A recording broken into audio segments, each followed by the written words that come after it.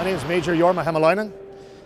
In the days back in 1990, during the first Gulf War, I was a young warrant officer, 28 years old, serving with 423 Squadron out of Shearwater and serving on board HMCS Athabascan.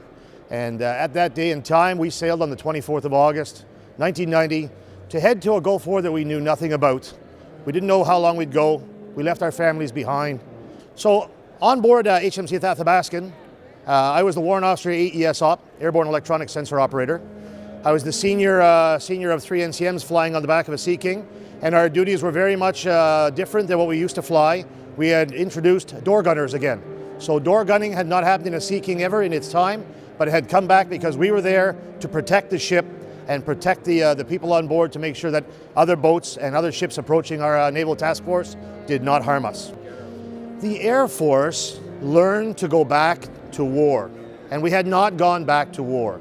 The Air Force had to learn to adapt, they had to evolve and become modern, they had to learn to react in a different way, and 25 years later, you can see the Air Force is still in war zones and still in conflict zones, so it hasn't changed, but it's matured the Air Force and brought us into the modern era today.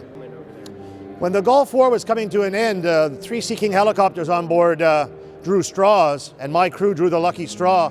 We got to fly Ambassador Anderson through Riyadh back to Kuwait City, land in Kuwait City, and have him escorted back to the Canadian Embassy, where he raised the flag back in Kuwait.